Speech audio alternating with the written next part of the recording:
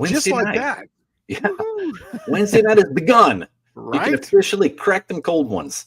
And this is the best tech talk on YouTube. And I'm just going to say it just the way it is. It's the best one on YouTube. With one where you get actual technical information. Right. Yeah. And maybe every once in a while you get a good burrito order with a cam at the same time, you know? Yeah. Or a story about junkyards in San Diego. So, I don't know. I think we should do a live from San Diego junkyard just one time in the winter or something. Go down there and find new stuff and pull a bunch of crap. And I'm sure we wouldn't have enough money to buy everything we found. Dude, you know what? I don't even know if there'd be anything cool in there anymore. I'll bet there is. I don't know. That would be fun. Well, it's a law of attrition. Okay? That's the way I look at it. Before we would go to the junkyards, you had a bunch of gearheads like us competing, right? Yes. Okay, so you'd go in there and you're like, oh man, look at this, a freaking Plymouth Duster, right? So you go to grab a bunch of parts off of it and take them home, and it would be pretty much picked over, scavenged by the time you get there, right?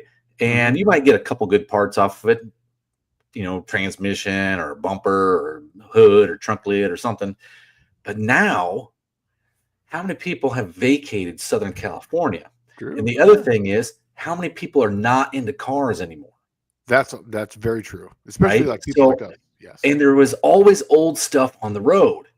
So that means it's like 20 years behind everyone else junking cars. So right now we would be like 20 years difference, 1990s, be hitting the junkyard. That's a good point. You got something there. I think you're right. I think it's worthwhile going out there with like an open trailer and build a box on it and literally like just buy stuff till we just hurt and then drive back.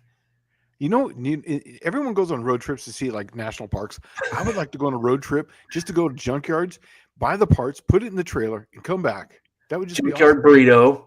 Junkyard burrito, right? First thing when you get there before you buy anything. Then you spend your whole day scavenging parts. But yeah, well, let's kick this thing off. Go through it. Greet everyone. Yeah, I'm going to try. Okay, so Junkyard D was the first one in today. Miss Cat G38 Racing, Slant Day the Garage, what's up, suckers?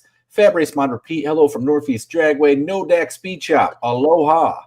Of course, American Hot Rod Association, that was me. I should have put Mr. Rodder's Neighborhood, but for some reason, StreamYard hates me. Let's see. Mama M3, Hot Rod Guy Garage is here. Buff Del Campo, Mohawk 62 in the house. Bobby Frizzell with his Ford Gasser that he's working on. He's been texting me a lot today. Let's see. 6th Street Garage is here. Levi's Backyard Performance.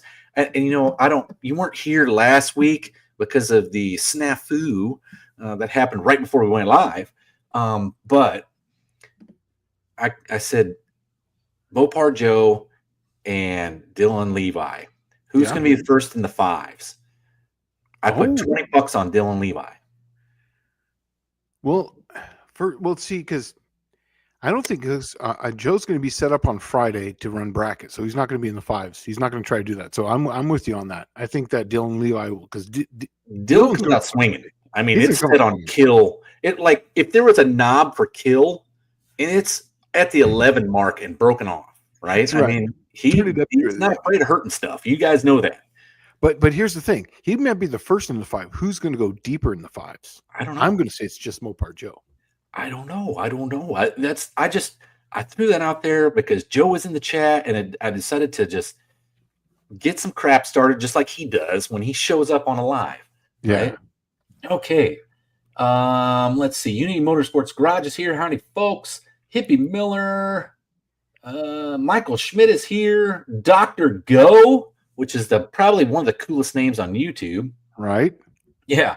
Dust Devil Garage is here. He says, I only go on road trips for swap meets and the No Name Nationals. Sounds awesome. Danny Boyd is here, and he's aloha on us. And let's see. Oh, man, I have never seen this one. Kerosene Cucumbers. That's a pretty cool name for YouTube. That's awesome. Yeah. And then what do we got here? Dizzy Izzy just showed up. And Paul Pahui. So I think we got everyone here. I'm looking for my KS Skyhawk guy. Kansas City Skyhawk. His name is Roger. and he has a Skyhawk that has a 350 Buick in it, right? Yeah. And I was thinking, dude, that thing would be awesome in Triple Crown. As long as it can make weight, it would be awesome. That'd be awesome. Yeah. You know that this whole like drag and drive stuff is kind of rubbing off on my brother. I got a text from him just yesterday. He goes, "Hey man, my buddy from high school, he's building a 63 Volkswagen, the one that he had back in high school. And he goes, will you do a road trip with me to where he lives in Idaho and Kurt lives and my brother lives in Texas. And we're going to meet somewhere halfway and do a drag race, 2 out of 3. And then they're going to have to drive home. So it's going to be like their own, match race with a drag and drive involved. Right. I was like, dude, absolutely. I'll go with you. Yeah. Well, what's funny is like those two guys, if they really wanted to do it right, they could go to Rocky Mountain Race Week and meet up. Yeah. I mean, it's right there in the area, right? Yeah. Well, that's like that's summertime, right? That happens. Yeah. Yeah. See, Lout Burns just dropped in and he said, don't everyone go on junkyard vacations? Right. They need to. That needs to be a thing.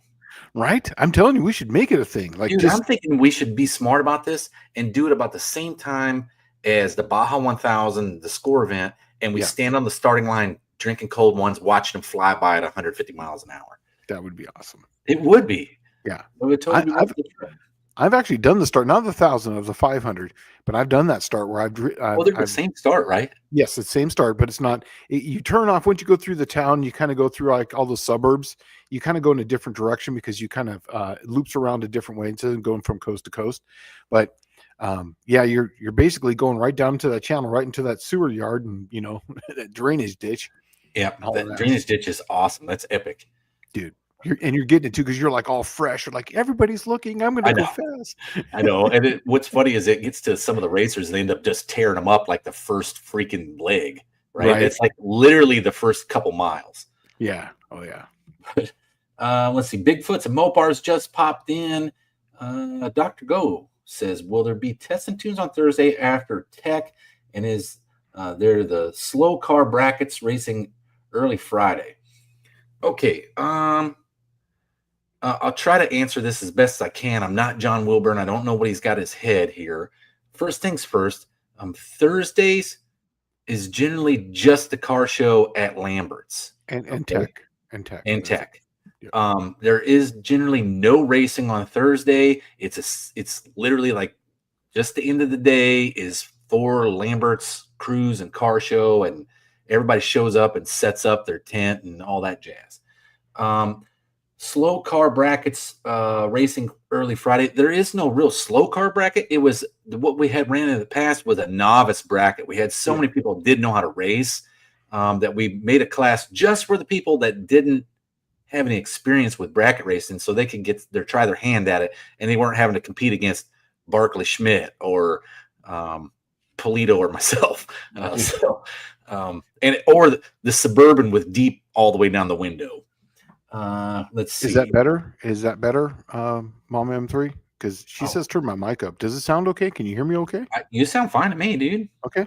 Am I sounding all right? Yeah, you sound great. I mean, first time on both of them. Do I look all right? Do I look sexy? Right. That's right. Right. Yeah. Okay. Let's see. Any new questions in here? Lout Burns. No. Bobby Frizzell. Wait, is there a prize for the deepest in the fives? I'll shove the mother bottle through this thing. Not that I know of. It's just there was quite a few of us that were clamoring for fives for like the past few years. I was one of them. I was trying to get the T-Bird in the fives, and every year it just seems to get hotter and hotter and hotter. And the closest I got was a 605. Yeah, but if it was cooler out and you had that same tune-up, you would have made it. I'm sure it would have definitely done a 5. But this year, I'm going to make it in the 5s. I'm ripping belts off. I'm taking stuff off that I don't need to take off. I'm leaving my pants off, right? Whatever I can do to get down in the 5s. Right. No, I don't know. Who knows what I'm going to be doing? I don't even have a car yet this year. But I do know that Dylan Levi and Just Mopar Joe are shooting for the 5s. Joe did a video saying shooting for the 5s or something like that. And then Dylan's been shooting for it for a couple of years, and he gets ever so close. I mean, I think he probably would have made it last year had the Oh, yeah. engine not locked up at the like 600-foot mark. Yeah, that 330 time was definitely going to be a 5. Yeah. KS Skyhawk is finally here. And I was gonna tell him, since I already mentioned him at the beginning of the live, he needs to come to No Name Nationals and bring that Skyhawk and blister the track up in Triple Crown, because I think that car will fit. I'll give you $10. Oh, so here Levi says, Frizzell, if you can get deeper in the 5s, then myself or Joe, I'll give you $10. And then, oh, that's cool, right?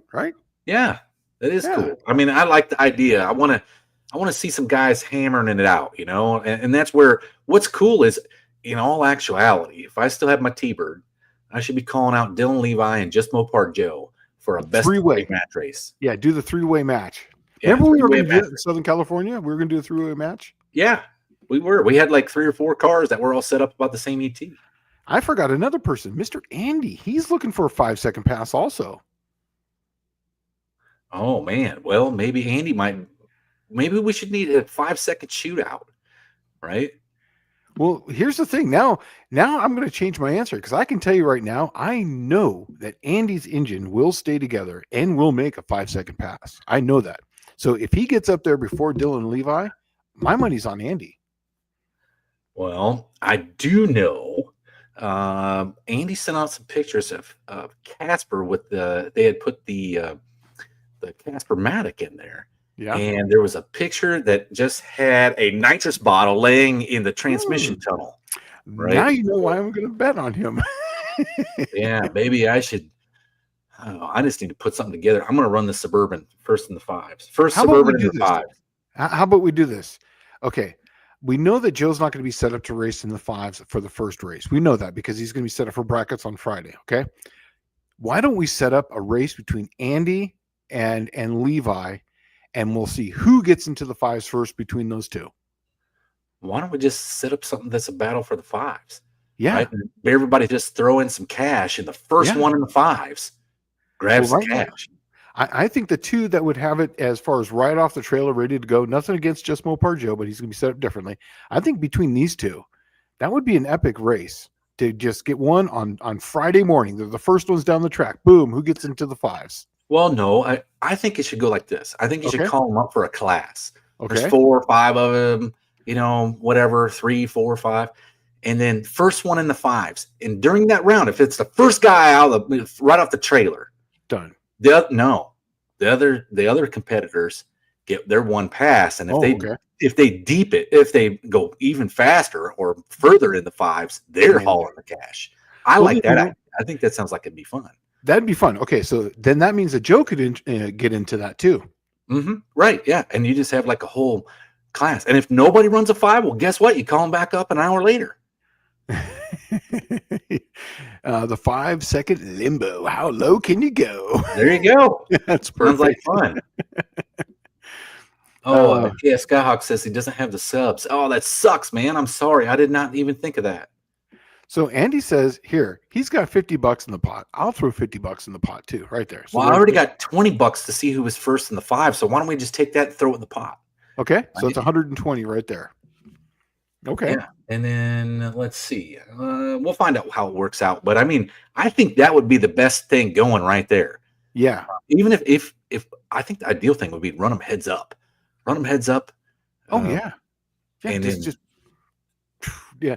pro tree, let them go and let them eat and let them run and see who gets deeper into the 5s. Everybody gets one pass, and that's that. Who's got the deepest in the 5s? Because those 3, if there's another person here that hasn't hit 5s that can do it, out of those 3, I think they're going to do it this year. Let's see. I hope so. I mean, I think maybe Barkley Schmidt might be able to jump in that too. Because he was knocking on that door last year, right? When we were doing best of 3. Yeah. I think he was running like 6 O's. Yeah. So. He should get into this. Oh, here we go. We got $20. Look at this right here. Seed money to watch this grow from the outside. Seed Barrows has got the spirit. Yeah. I think this will work. We need to keep a tally. I mean, we're up to like 140 right now, right? Yeah. Yeah. I got to write down who, what, when, where, and why.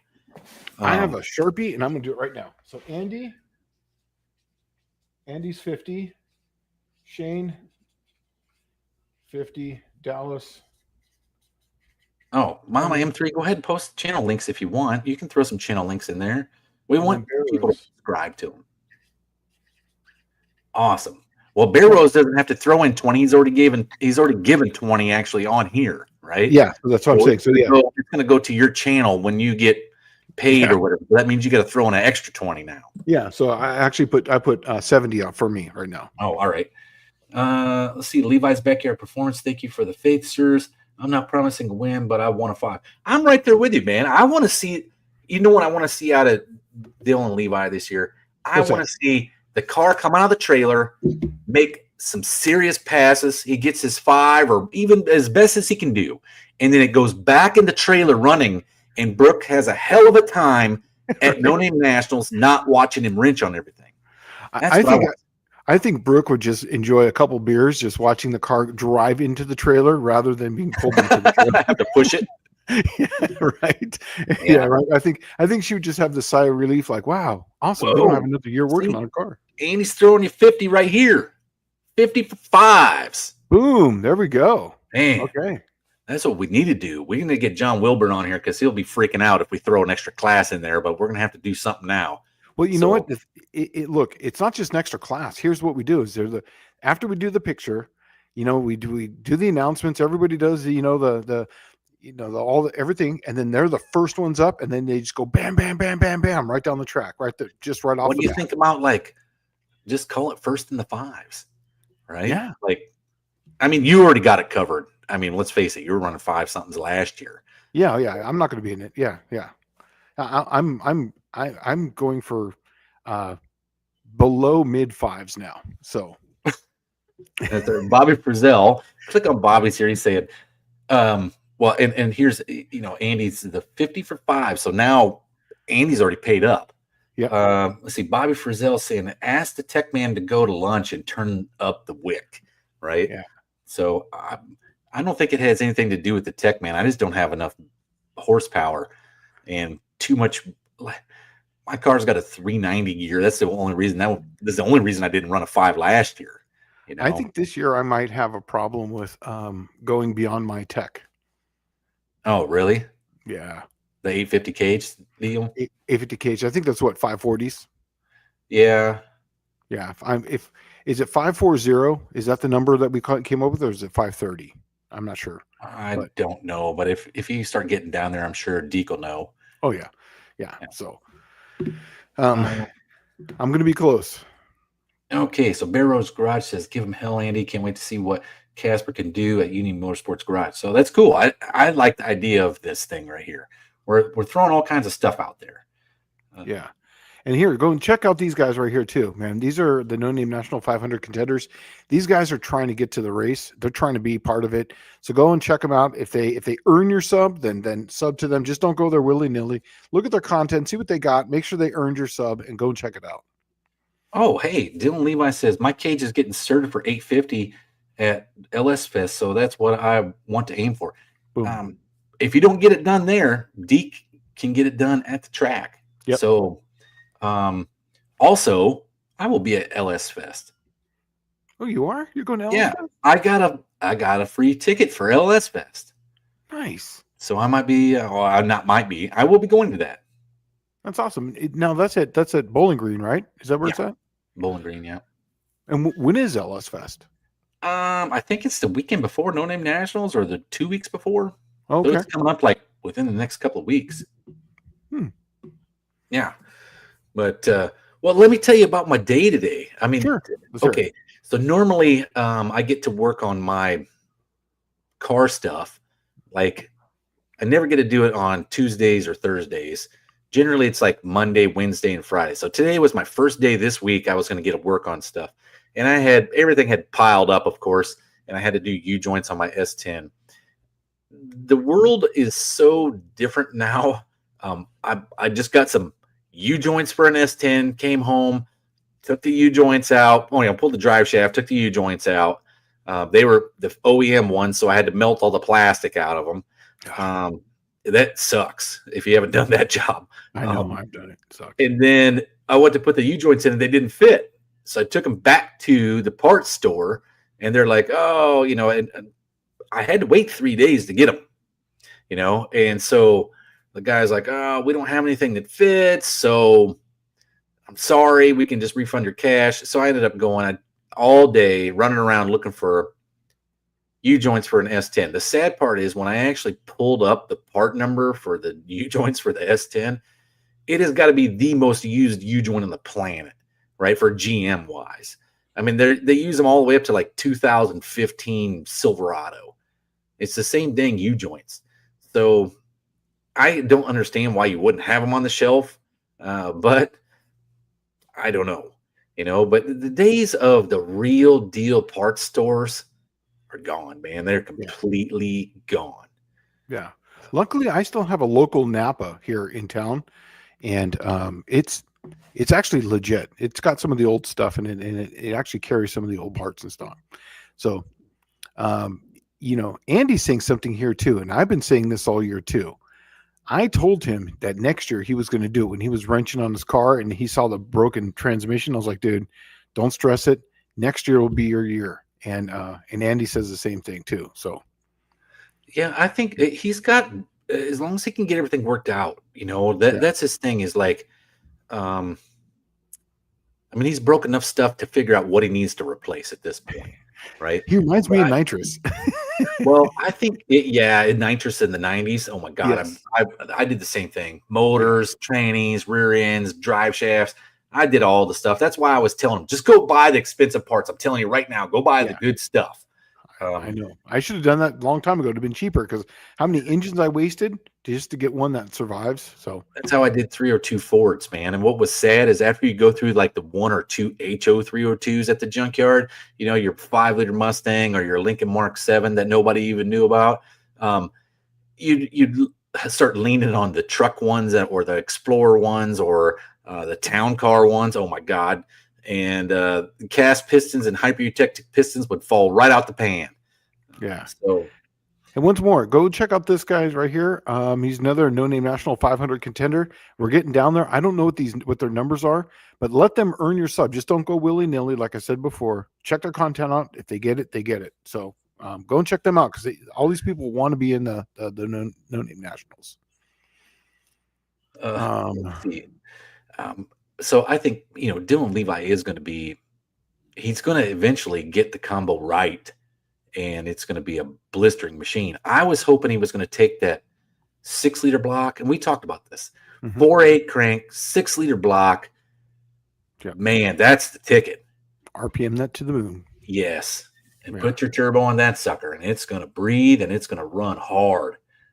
That's what I was hoping he would do. Let's see. Jason's Garage says I could not get 1/4-inch fuel line today. Yeah. So, isn't that I had the same problem. I couldn't get 1/4-inch fuel line a little while back. We were actually in Texas on my brother's car. Couldn't get 1/4-inch fuel line. Had to order it to get it at couldn't get it. It's amazing. What's funny is like every car from like the 70s and 80s was like 1/4-inch return. Remember how they had the 3 fittings on the fuel or on the fuel pump, right? Yeah. And if you had AC, you had the return, right? So they were all 1/4-inch, and it's like, man, I guess it's been a while since they've made a mechanical fuel pump engine, but yeah, and that was a big thing that we used to do back in the days, that you would take all the evap stuff off, and then you would have vapor lock problems. Then you would get the filter for like a 75 that had the 1/4-inch return, and you would just run it all the way back, and you'd never have vapor lock again.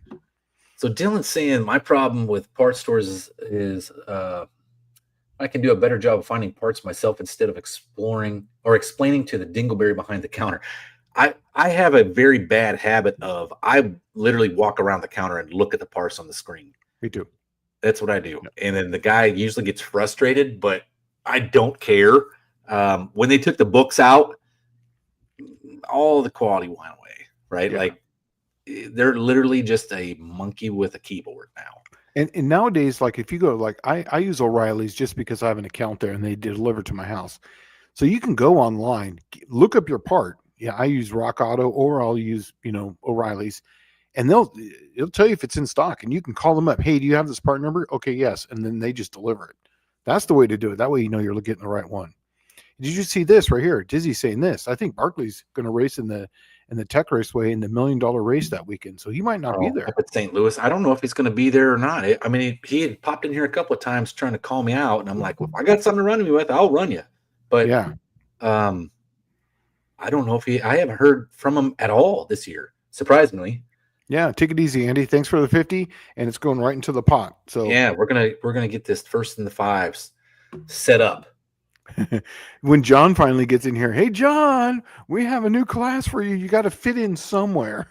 Yeah, well, it just go with the call outs. I'm assuming.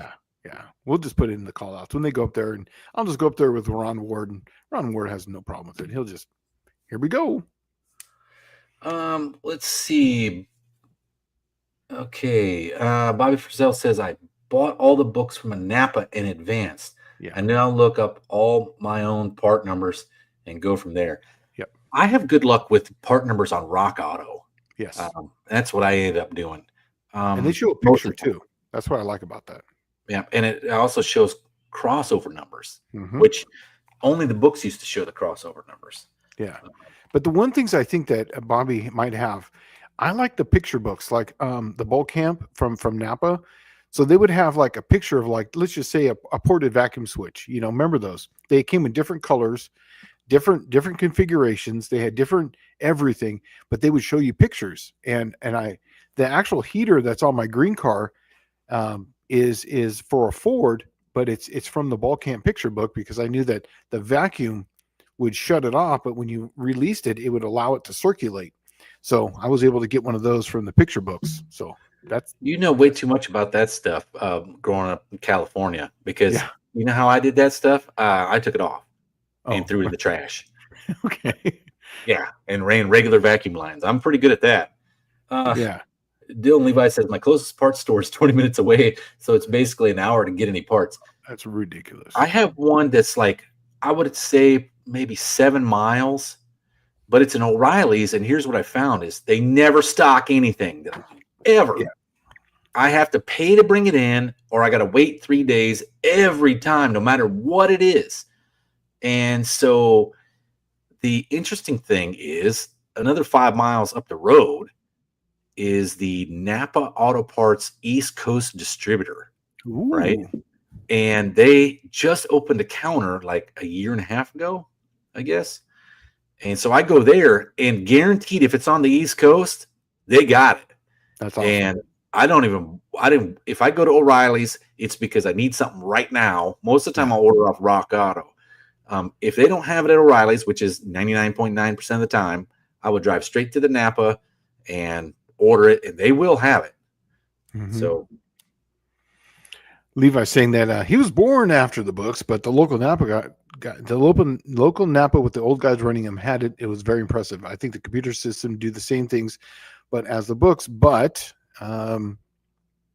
it's the people behind the counter that don't care. I agree. Well, they don't have the experience of the guys that were running the books. Back when you ran the books, the guys knew. They might know that part number off the top of their head. That's what was cool about it. And also, too, a lot of those guys were retired mechanics because they would pay decently. So they would actually hire people that were like either mechanics or service writers, and they had car knowledge.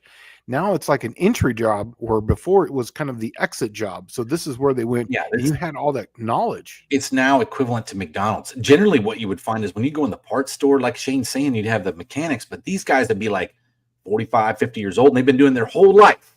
They've been dealing with this stuff. So it's like they're very experienced with it. And I used to love the old Napas with the parts books. Those used to be the ticket. And it wasn't until they started, Western Auto used to be really good too. And when they started streamlining everything, and I'll tell you when you noticed it, okay? It hit me one time. I did something, it was like 2008, 2007. Yep, it's exactly the same thing. The cores went away. Mm-hmm. You remember when they used to have cores on everything? Everything, yes. Same thing. The cores went away. I'm like, $12 for a caliper, and it has no core? Right. Like, that's not possible. How's that brand new? Yeah, like, that's so cheap. I can't even fathom the idea. Well, what would happen is they outsourced everything to China, and the parts got significantly cheaper, and they didn't have a core because it was cheaper to just make the thing new. Mm-hmm. And you put it on, it break within like 27 miles. Yeah. I noticed that too when the cores went away, the quality went way down. I was just like, this doesn't seem right, you know? Let's see. I remember that's the first time I'd ever seen a caliper where you put the through bolt through the caliper Yeah. and you tighten it down, it would break the caliper. Cast iron. Wow. Right? I'd never seen that before. Like, you can get this too tight? Like, I didn't know that was a possibility. Right. Well, it's that Chinese, cast iron, which is kind of like the old Kia, the old Yugos and whatever it Oh, was. remember the pot metal from the Yeah. 60s? That's Oh, what yeah. it is. Yeah. Let's see. Barrow says here in Southeast Idaho, we have one parts store, Nampa in Idaho Falls. The rest are all parts retailers that have to order everything. And if I order it myself, it's free shipping. Well, there you go. Yeah. I didn't. Oh, that one right there. Yep.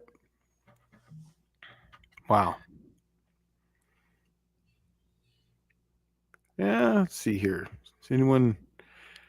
One Eye's in here. Oh, Dan. sweet. Yeah. Must have just got here. Let's see here.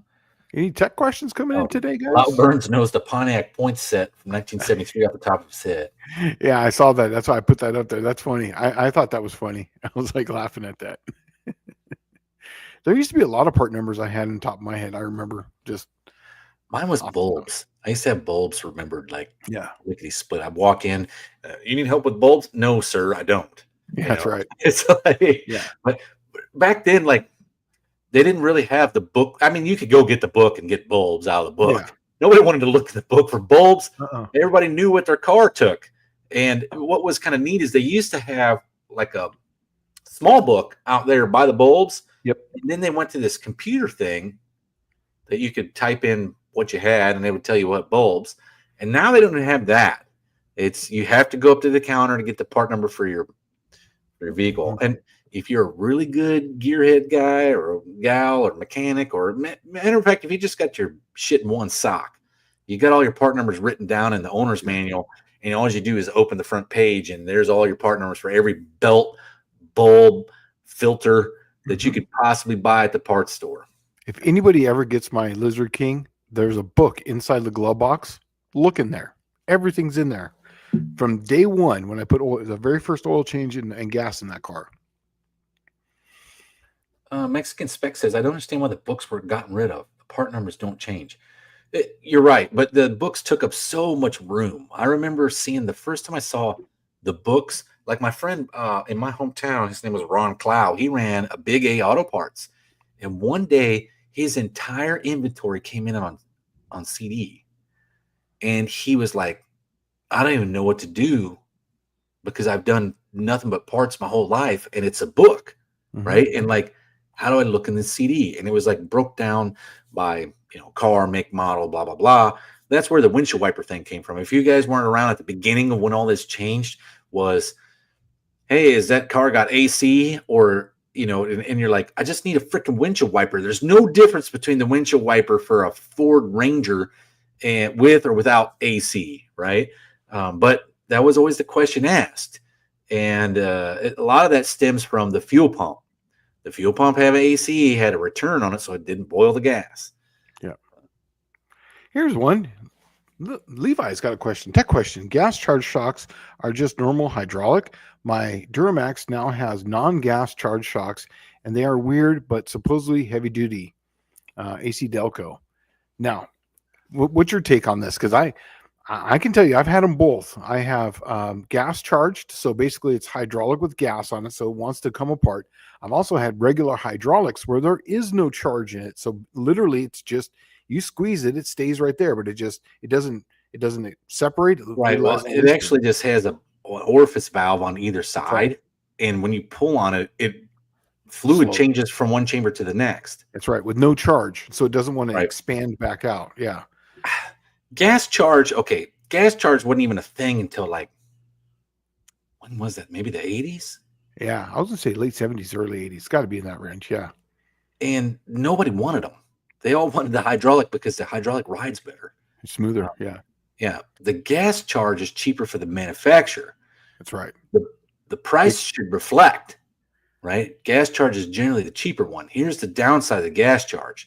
if you've ever had a torch under a car and you accidentally nip that shock, right? It blows. They blow up.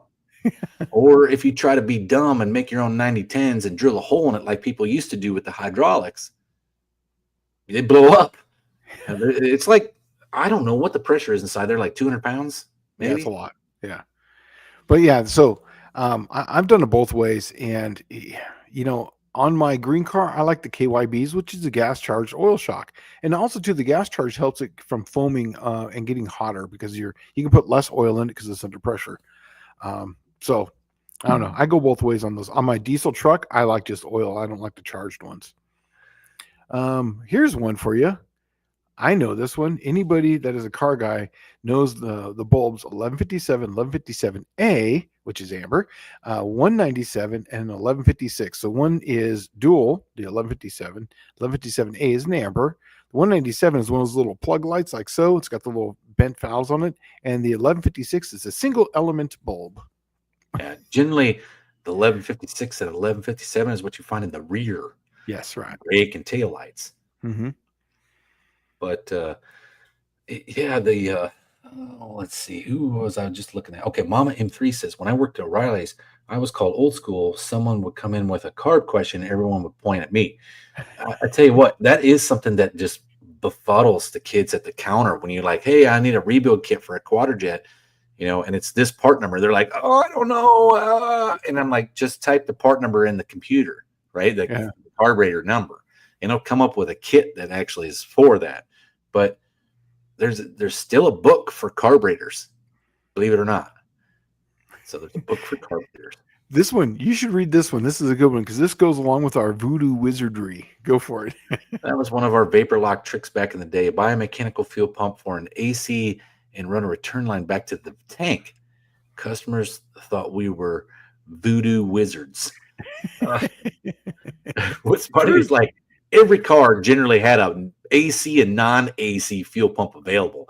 Yep. The only difference was the AC ones, they allowed for a recirculating system, right? Mm-hmm. So the fuel didn't just pool up at the pump and then build up engine heat and then get hot. And that's where it would actually vaporize inside the pump, and it couldn't pump air, can't pump vapor, right? Yeah. It's got to pump liquid.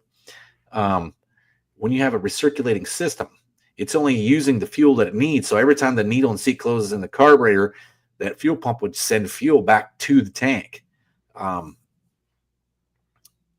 It works good. It does work good. You know what else works good? That you can take an electric fuel pump. You used to have to run regulators and stuff for them. Yeah, you don't need it if you do that. Return style system with the fuel pump. You can run a mechanical fuel pump to that pump, or not a mechanical, electric fuel pump to that mechanical pump, and it will bleed the pressure off and run the extra back to the tank, so you don't even need a regulator, honestly. Yeah, I've done that too. I didn't have a regulator for a while, and I just put one of those AC style filters on it and just ran it back because it was a smaller diameter line, so put just enough resistance to where it would feed the carburetor, and it would never go high on the pressure. That's something that people don't think about, is that, okay, to take a fuel system from like, say, 6 to 4 pounds, that's like a microscopic amount of fuel. Yeah. Right? Yeah. It is very, very little. But it takes all the air out. 4 pounds has way less air when it goes into the carburetor than 6 pounds does. It's like taking your finger off the hose, Yep. Yep. In fact, before we go on this, that's exactly what I do on my carburetors. Is I go to a 150 needle and seat. In the Cookie Monster, I do this. You can come over and take a look if you don't believe me. Every needle and seat, I take the 90s out, I take the 110s out, even the 130s. I put 150s you put the biggest ones in. That's what I do too. I put the biggest ones in, and then I can drop the pressure. Instead of running 6 or 6.5 pounds, I drop it down to 5, because then that way when it's filling the bowl, there's a lot less air in the line. So it's like the difference is like if you take your finger over a hose and put it into a bucket, it puts a lot of air in there. If you just take the hose and go like this, it puts a little bit of air. That's the difference. And you can actually go down in jet sizes when you do that because there's less air in the system, and it really makes your tune-up easier to tune. I need to catch up. Yeah, I'm down here at the bottom. I'm trying to find something. Vintage Adventure Drive says I still have to help the people at the local O'Reilly's find carb kits, wheel studs, and U joints. Yeah, Yes. I spent the whole day doing the U joints thing today. When I did that, when I did those Holly 1920s on the cookie on the Lizard King, I actually had to give them the carb kit number because they didn't. The lady behind the counter, and look, I understand she's trying, and I get it. She's trying to be a carb person. I get it. She didn't know what a carburetor was, like Really? legitimately, and I felt bad for her. I helped her through it, and I told her, well, this carburetors before fuel injection. This is how they used to mix them. I said they're actually one of the best mixing devices. They're just a little inefficient in some areas, but tuned up right, they're better. They just run better, So Jay Malone here is saying that old British cars had fancy oil-filled shocks, fully tunable valving, and different oil weights. That is the thing that I like about the oil-filled shocks. Yes. Right there. You can literally change those. Even the cheapy ones. You can blow them apart and drill those orifices out, the larger size. Yep. Or you can change the oil and run a thicker weight oil in them. Yeah. And that's what was good about them. I used to run those a lot on my forks on my motorcycle. I would change the weight out like from 5 to like 10. It made a big difference. Yeah. Yeah. It made a big The one where it works the most is the one that nobody really thinks about is the steering stabilizer. Mm-hmm. You can fine tune that steering stabilizer till you don't even know it's there. And it works forever. Yeah. Works good. Gas for one suck. They wear out like in 20,000 miles. You're saying Dallas about the carbs is the same thing as just put the fries in the bag. Just put the fries in the bag. That's funny. Yeah. Let's see. Dizzy Izzy saying driving all those old dump trucks, I put clip type clothespins in them. Oh, if I started vapor locking, the pins would stop it. 2 or 3 would do it. Yeah, it pinches it off, so that way it has to go through an area, and it creates a different pressure zone in it, and so then it stops the vapor lock. Works good. Let's see. Bear Rose is saying late 80s Class A motorhome used a Holly 3 nipple regulator off the in-tank high pressure pump to the mechanical pump on the engine. It's for the distance, but works good for EFI to carb conversion too. I did not know that. Huh. Yeah. Vintage Adventure Drive says, I just run ATF in the forks of my dirt bikes. It's about a 10 weight. Look, I've done that, but I can tell you there's a big difference between Mercon and Type F. Type F worked the best because I think it's a little thicker, but it didn't foam nearly as much as the Mercon. So you know what? That's something that needs to be addressed. Why is Type F okay? Remember before you had like B&M trick shift and all that stuff, right? Type F was like the go-to racing transmission fluid. Yeah. What in the world makes it that desirable? I think it has just to do with the foaming on it. I think because it has less foam, it has more detergents in it, so that way it doesn't foam nearly as easy as Dextron Mercon, and it's just stable. And I think it's a little thicker of a fluid. I think it's either thicker. I know it smells funkier. It smells like skunk butt. Yeah, but it doesn't nearly foam nearly as much. Let's see. Jay Malone saying Type F is John Deere tractor fluid, can withstand higher temps. Yeah. So maybe that's what it is. Yeah, it can, and it can withstand that, and also too, like I said, just doesn't foam nearly as much. And you can see it too. Like you don't even need a Type F anymore. Okay, the reality of it was all those different transmission fluids were based on the clutches that they used in the transmission, right, to lubricate the clutches and make them work properly. Once you did a rebuild on your C4 in 1979, you didn't even need Type F anymore. You could have ran any off-the-shelf fluid. But the thing is almost everybody still sticks with that. Like, oh, I'm running a C4. Okay, I'm running a Type F, unless you're racing. If you're racing, everybody was running Type F. And now there's like a lot of these aftermarket synthetic transmission fluids that are even better. So a lot of people buy that. But I generally just go right for my Type F.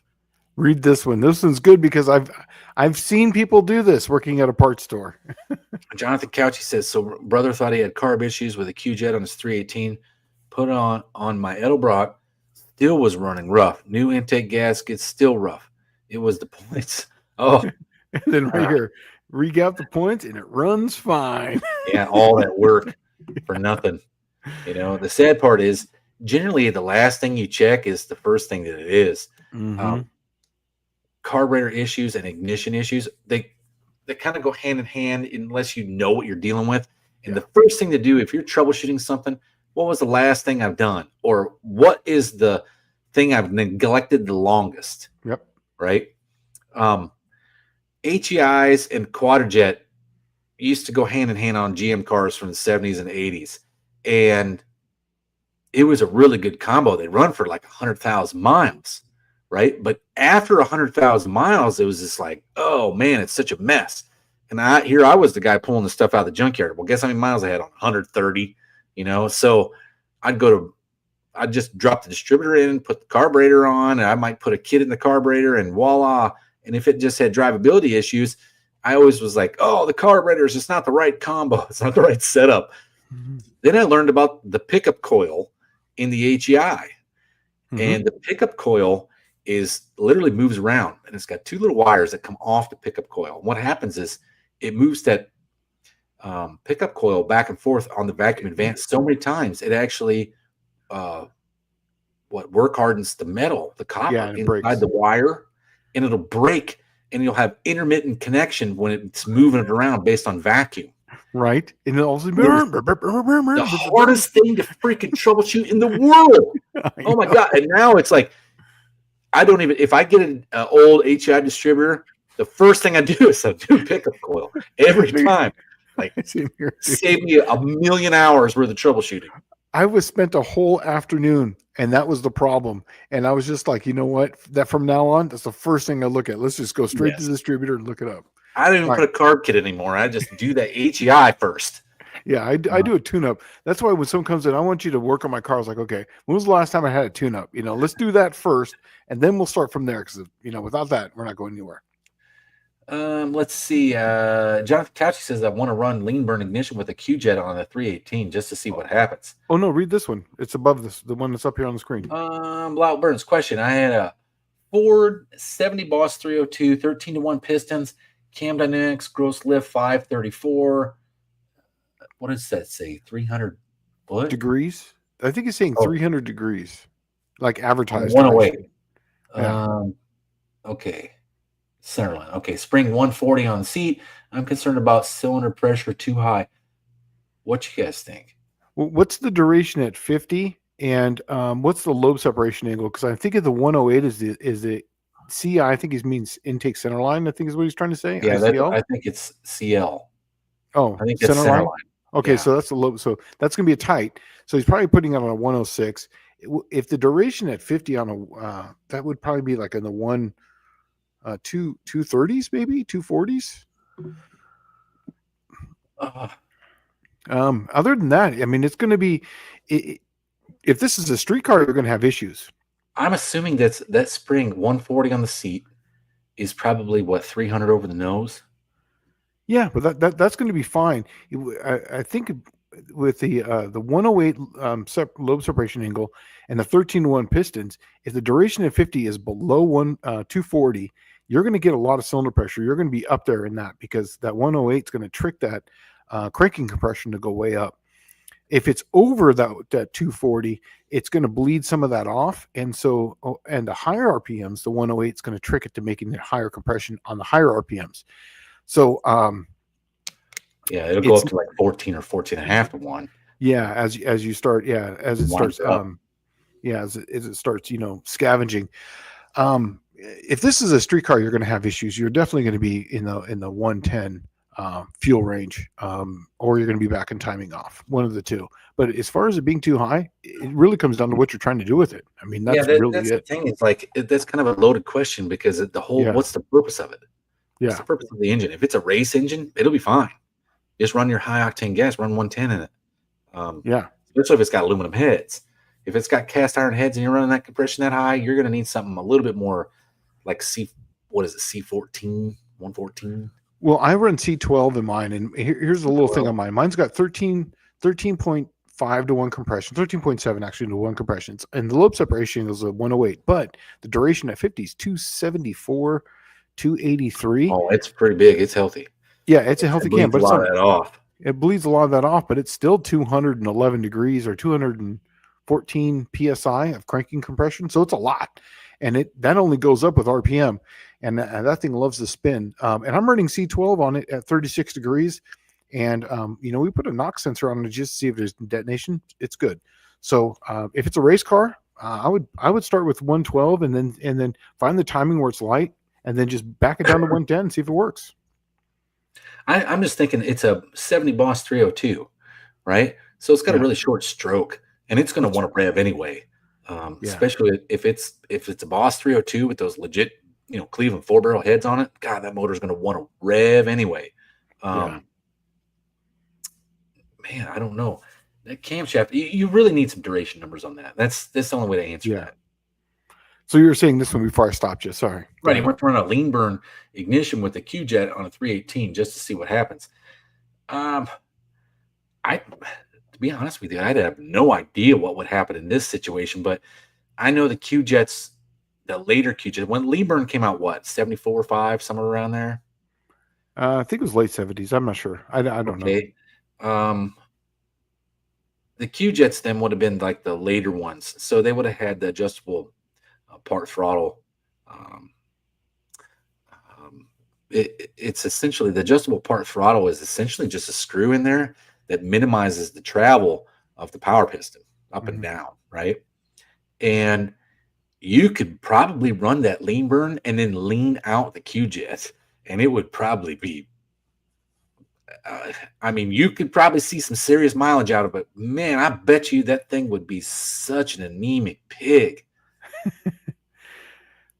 Well, here's something I know quite a bit about. Mama M3 says, Tech, Google says none of the Ram 50s, D50s, or Mighty Maxes came with manual brakes. Anyone know if there's a manual master cylinder for front disc, rear drum, I can swap it? I can tell you for a fact, a 1987 Ram 50 had manual brakes because that was my very first truck, was a 1987 Ram 50 with the 2.6 5-speed, no air conditioning, no power steering, no power brakes, roll down windows, not even a radio in it. It was like the base model of the base model of the base model, and it had that. So I can tell you they came that way because that's what I got. But I got the big engine. I didn't get the 2.0. I got the 2.6, and that was my very first truck. So at this point I don't know the part number, but check that out because mine came with that. Mine had no power or anything.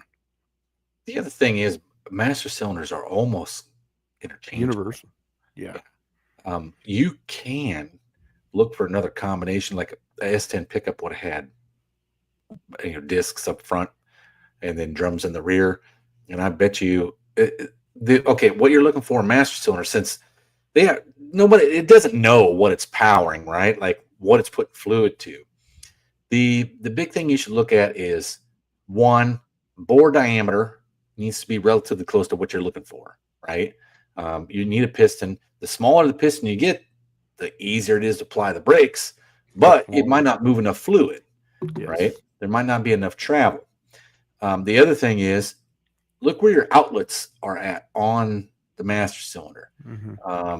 If you got some funky, weird stuff that goes inward to the, like, say, in an engine bay, that's where you start running into problems because there's only a handful of those. But if it goes to the driver's side, just like 99% of them, I guarantee you can probably use something off a Ranger or an S10 pickup or anything of that nature. Yeah. So Mr. Wilburn's here. So Mr. Wilburn, now that you're here, we actually have another class for you that we're going to fit in there somewhere. It's probably going to just be in the open run. It's not really a class, but yeah, it's going to be the first. It's something that it needs to be thought about in the run order of No Name Nationals. Because there's already money happening, and it happened today. So we've been talking about for a while who's going to be first to the 5. We've been kind of, is it going to be Andy? Is it going to be Dylan Levi? Is it going to be just Mopar Joe? So right now we have $140. Whoever's going to be first to the 5. So we were thinking, Dallas actually that came up with this, is that we were just going to have them run whoever made it. But Dallas is like, why don't we just get them up there and then we have them all run, and then whoever goes deepest into the 5s, that's the winner, and that's who wins the $140 as of right now. What's your thoughts? Probably do it Friday morning.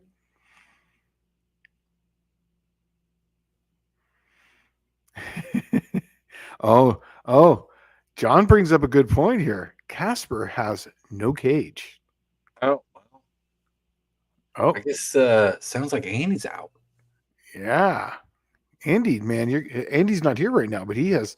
That's good. Good to know. I didn't know that. So now that I know that, I'm going to recant my Andy. I'm still going to go. I'm going to go with if it's a Dylan Levi versus Just Mopar Joe, and they're up there and they race. I'm going to have to This go. is what we were saying. This is exactly what we were saying. It would go for however many rounds until somebody got in the fives, right? But you're right. It could run the whole entire event, see who could sit at the lowest, be the deepest in the fives, right? Yeah, it'd be the deepest in five. Yeah. Do you remember the part number for your 74 Master Cylinder? No, I don't. But you know what? I can look it up because it's just What basically. John's saying, the one that Colleen needs is for a 68 Charger with manual discs. Yeah, Ram Man reproduces it. Yeah, and the same. It's the same one that's on the 74. It's literally the same thing, and Oh, it can really? go. It can either go on power. It can either go on manual. And it's a cast iron deal, and it's got two. And the reason why I did that is you can get an aluminum one, but the aluminum one, I'm sorry, it's got 2 bolts. Where the cast iron one has got the 4 bolts, so like it goes right on the factory thing with no adapter needed. So that's the reason why I run that. But one I can't know, I don't know off the top of my head, but if you go to O'Reilly's and you look up a 74 or 75 Dodge Dart, whatever, and they'll have 2. One will say drum, and one says disc drum. That's the one you want right there. And it was like $60 or something like that. It's not much at all. At 63 Buick, I got to use one off a 65 AMC. I'll do it event long. Give them all event to tune and thrash. Okay. Right. Well, there you go. All right. Oh, here we go. By the way, I installed 318 poly pistons in a 318 I was talking about earlier. I cut the clearance stem with the Dremel, obviously not balanced, clearance in block on each cylinder. Oh, sweet. That's awesome. Oh. Cage rule sucks on trucks because no one wants to cut holes in their cab for the rear. Just take the rear window out and just run in through the rear window and then put plexiglass in there so that way you can do that.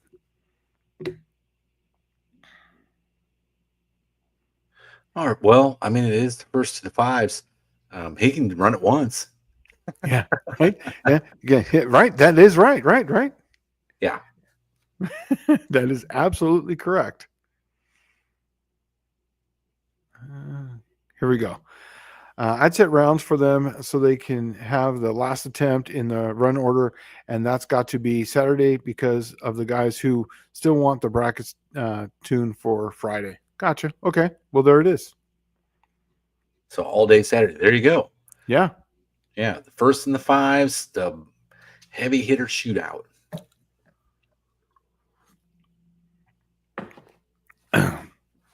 Mexican Spec says, I'm going to be posting a 1977 Aspen. That's awesome. Well, Chrysler Dart 225 slant 6 with a factory floor shifted manual. It's a cool car. That is awesome. Yeah, it's a 77 Aspen. That's actually kind of rare having a manual that late. Yeah. Normally they're, no, they're not even on that. They're basically automatics at that point all the time. Mm-hmm. Those would have been all 904 cars. Yeah. Jonathan Couchy says, not sure if I can increase compression ratio with the extra valve reliefs, but they were flat to the deck. Engine runs strong, ported truck 4-barrel intake with 318 size ports and 318 heads, 340 cam. Yeah, it probably did increase compression using those poly pistons in there because they would have to be a dome. Yeah, they do. Yeah. He wants to know what the master cylinder's diameter. I have no idea, man. Literally, usually like 99.99% of them are like 7/8 or something like that. 16ths, and then you get up there like that's generally where most of them fall. 7/8 and 15/16. Yeah, it's right in that range. Literally, it's the brakes on the front of the car are 75. So I was like, well, I'm just going to get a 75 master cylinder because the rear drums are literally 8 3/4 drums, and there's nothing crazy about that. So that's why I got a factory master cylinder, so it would all work, and then I can do my adjustable dial on it and call it good. Bobby Frizzell saying we can go into the fives once, just make it as deep as you can get right off the trailer. And you know what? You could tune the whole thing without nitrous oxide on it and run it all day at a 6.0. And then when, it's the end of the day, let it all hang out. Push the button. Yeah. Because, I'm going to be there. I'm not leaving till Sunday this time. I'm not leaving on Saturday. So, and I know they're going to have open test and tune on Saturday, right? That's what they're going to have. They're going to race. They're going to race on Saturday.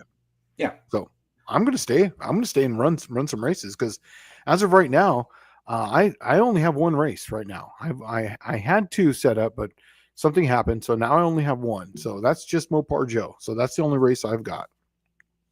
Oh, Mexican Spec saying that there was not in Mexico, Dallas. Not a lot of them were manuals. A lot of them were manuals. So not a lot of them were automatics in Mexico. That's cool. I didn't know that. Yeah, in the U.S., a lot of them were automatics at that point. Friday is fine too, and without night racing, there is no real advantage other than running more, if not in the bracket. Okay. But Saturday, let's anyone take a crack at it. Okay. Yeah, where you let it all hang out. Barrow was saying I was looking at running the bars through the back window of my 50, but I'm afraid it's too small. It sucks. Oh yeah, here we go. Yeah, I thought it was 1 inch. 1030 was the smallest Mopar for manual brakes. Oh, there you go. Yeah, and I thought it was pedal travel. Yeah, yeah. I thought it was 1.0, and that's the reason why I've always liked really firm brakes because I've only driven really Mopars besides Volkswagens that had manual brakes. Well, actually, my truck did, first truck, but I just like a firm pedal. I'm just used to that, and it gives me a little bit more play. I just like how it feels. It's just my opinion. I have firm pedals on almost everything I have, and it's just because the brakes don't work well. No, I'm kidding. But what sucks is when you get in somebody else's car that is not like that. And you damn near just kill everybody, right? Right. That's the first thing I do when I get in someone else's car is I touch the brakes really just to see how they are. Yeah. Before I go anywhere, right? Yep. Let's see. Jonathan Couchy says, what do you guys think about an 81 AMC Concord 4-door, 4 on the floor with the straight 6? Yes. One is close to me for a good price. It seems to have a carb issue, though. Dude, that sounds like an excellent driver. Absolutely. Right? Especially, I don't know if it's a lot. Some of those were forward drive, right? Mm-hmm. The Concord, I think the Concord was the one you could get forward drive or 2-wheel drive. Yeah. Just like the AMC Eagle. Yeah. No, remember, one of them was all four-wheel drive, and some of them were 2- and 4-wheel drive options. The Eagle was all-wheel drive. Okay. And that's the one that had all the cars nowadays look like it. It was lifted, bigger tires with car. Oh, dude, AMC was so ahead of the game. Yes. I mean, they were actually so far ahead that nobody wanted them back in the day. Yeah, and the sad part is everything is like that now. Yeah, everything, right? We drive around our town here and everybody's got a 4-door with a hatchback. Literally, it's either white, it's either beige or gray. I'll tell you what hurts feelings. This hurts feelings, okay? I was talking about this one day at either the parts store or Walmart. I don't remember. I was in a little group of people talking about car stuff. And I said, what's sad is everybody here has an SUV. But when I was a kid, they were called station wagons. Everybody has a station wagon now. And back then, nobody wanted a station wagon. No one. Yeah. Right? And it was the epitome of you're dead. You have a station wagon. And so now they all have SUVs. And I said, what sucks about it is they're not even a true wagon because they're not even rear-wheel drive. There's nothing good about them. They get truck gas mileage instead of car gas mileage. You can't put big V8s in them. They're a sucky SUV or they're a sucky station wagon. Yeah, I call them minivans. I said everybody's got a minivan that has opening doors instead of sliding doors. There's no difference. And Wilburn saying that there's going to be test and tune both days as always. So no matter what, we'll be able to run into test and I'm tune. sure we're going to slide this in and it won't even be a problem. The cool Yeah. thing is you're going to have the focus specifically on a group of people trying to break into the fives, do whatever they can to make it just the ET. Yeah. Now we were going to talk about some of the Triple Crown stuff, or do you want to talk about that more so next week? I don't know. I remember haven't we thought had- about it at all. What were we going to talk about? Well, we were going to talk about like when we're going to run, how we were going to tech. We were going to kind of go over some stuff, or do you want to We talk haven't about even that? talked about that, Gene. So, I mean, if you want to talk about it now, it's nothing like put me on the spot. No. We did. Me and you did talk about it at a different time. We were going to talk about it, but I didn't know if it was going to be this one or if it was going to be a future talk. So, Future. let's do future. Okay, so next week we'll have time to plan. We're not putting anyone on the spot, but next week we'll have some more about the Triple Crown. Like, do you know what day we're racing it? Do we know? I have no idea, and I don't. Okay. I don't know if it really matters. I mean, like I said, just like the first and the fives thing. John's just going to fit it in where it makes sense. Okay. Right. Yeah. Okay. And I mean, I don't know what his run order is, and I don't have really any sway on that because it's not my event. Yeah. It's John's event. I just run it. I mean, I do too. I just love running it. Yeah, that's all right. See, man, a lot of things came through. I'm a little behind. Anything? Questions? No. So next week, what we'll do is we'll talk a lot more about the Triple Crown and how we're going to tech, because we're obviously going to tech those cars slightly different. And we're going to. Dallas and I always seem to park right there and next to each other and right by where the tech's going to be. So we'll tech you at a different spot. Well, it's because we essentially share food, and tools, and parts, and right. Yeah, stories. Right. And this year, I'm going to keep Deke happy because last year, I mean, I even brought I brought things for Deke. This year, Deke's going to have air conditioning to walk into, so that way he can cool off inside my RV. So I'm happy about that. So Mr. Deke, you're going to be. Is he in here? Did he come in yet? No, Probably not. Okay, but you're going to have air conditioning this year. So.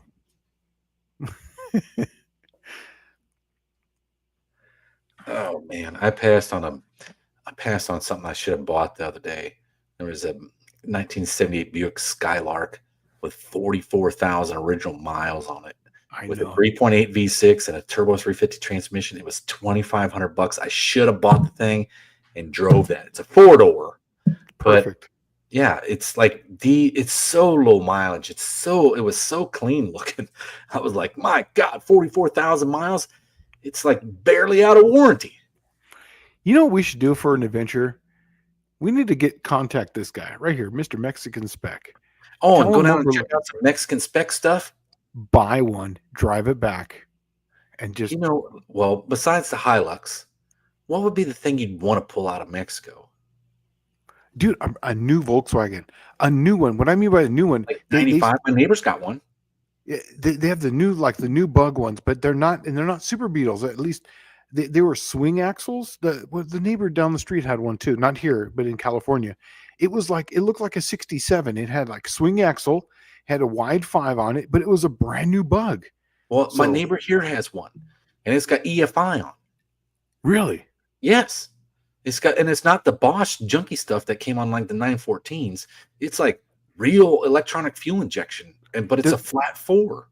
Now, does it have strut front end, or does it have like the ball joint or the kingpin front end, or do you? I don't know anything about him. I know he was talking to me one day. I met him in my neighborhood. We have this thing called Bourbon in the Barn. So once a month, everybody gets together at this guy's barn, and especially in the wintertime, it always happens like fall, winter, and spring.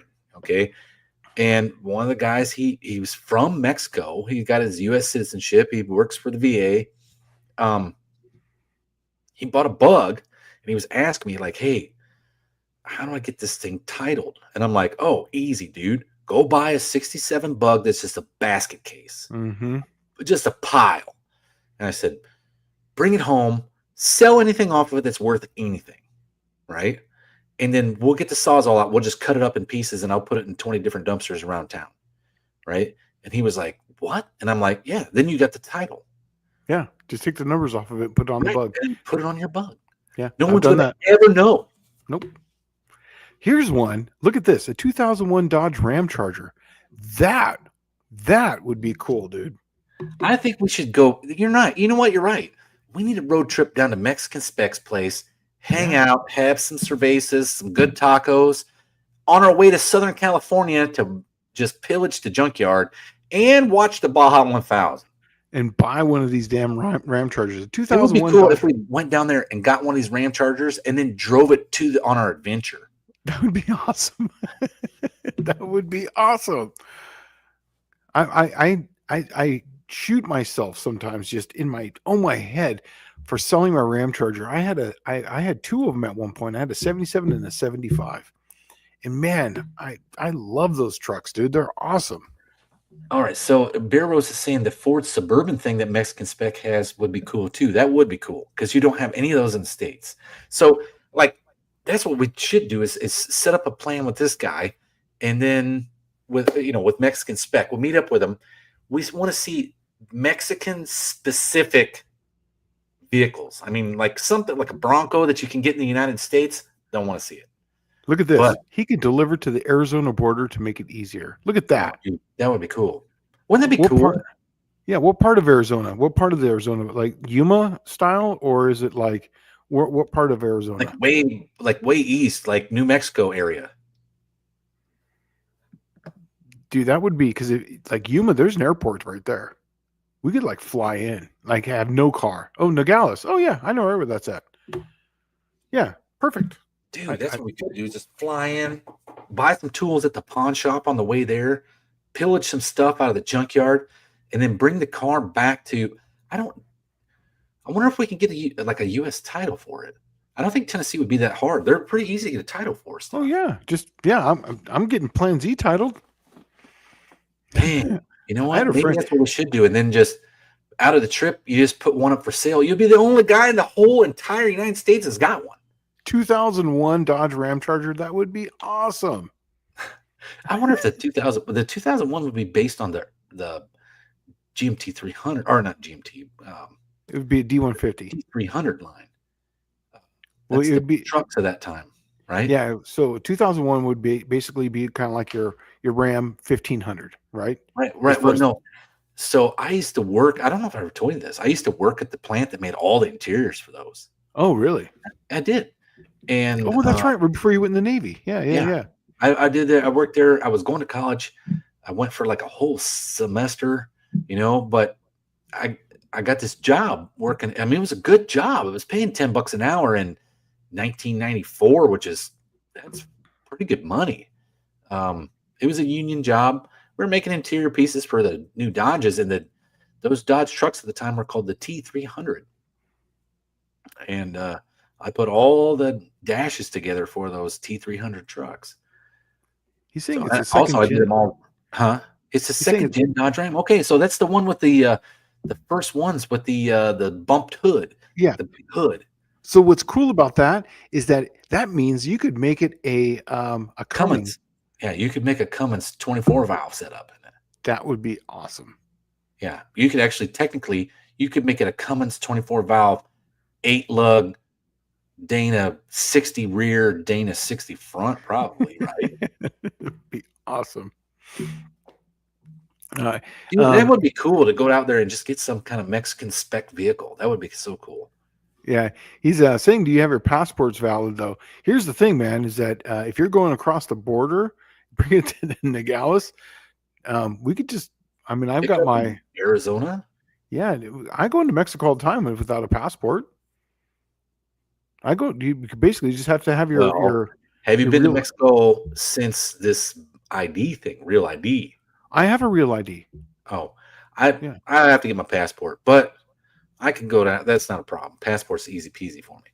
Yeah, no, I've gone down to Mexico with a real ID, and they just they see the real ID. They got the little star thingy on. You're good to go. Okay. He says you need a passport to get back over.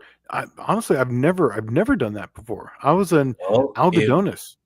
It may be just the way things are right now. Could I be. don't know. I mean, could be. I don't know. I was in because in Yuma we had property in Yuma, and we used to go over to Algodones all the time, and that's a nice little place right there. It's like just south of the border, and we go down there all the time. But Well, Mexican Spec saying in 1994 they put fuel injection on the Beetle. It's like throttle body fuel injection. that is awesome. Wow. Okay, here we go. Back to this one. All right, grab this. Okay. Dance Garage. Tech question. New project, Lil Red. Bad vibration at 50 miles an hour, but can drive through it, drive shaft, or wheel balance. That's tough. But, Yeah. okay, the easy way to tell wheel balance is it in the steering wheel. If you feel it in your butt, it could be the rear tires, but I doubt it. You can have a rear tire pretty far out of balance and not really feel much. Generally, it's your drive shaft if you can drive through it. Mm-hmm. That's what I know.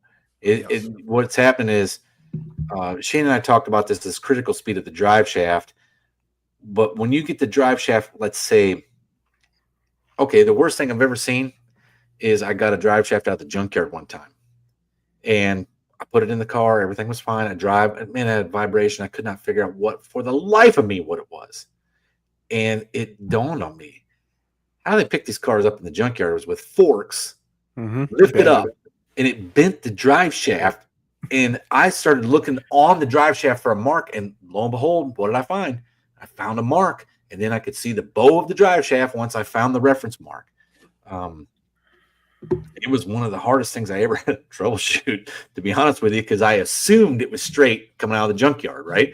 And the reason why I junkyard drive shafts a lot, because what I'll do is I'll make a combo that nobody else has, and then it's like if it was available from the factory, that's the drive shaft you're shooting for. Yeah. Mean Street's asking good question here. Professor, you can comp cams refurbish roller lifters? No, we don't. If so, can I have the comps? No, you can't. Unfortunately, the only company that I think still does that, I believe it's Crowder. Crowder is the only one that you can buy them and then have them rebuilt. Here's the thing, though, is that you're going to pay a lot of money for those up front. So is it worth it? That's kind of up to you. Do you buy an expensive lifter that you can rebuild twice? That's your call. But I know that we don't rebuild the comp cam ones. So Bobby Frizzell's saying, only thing I know about Mexico is they have great street racing. But they do. That may be a different place. Yes, there's a lot of different Mexicos.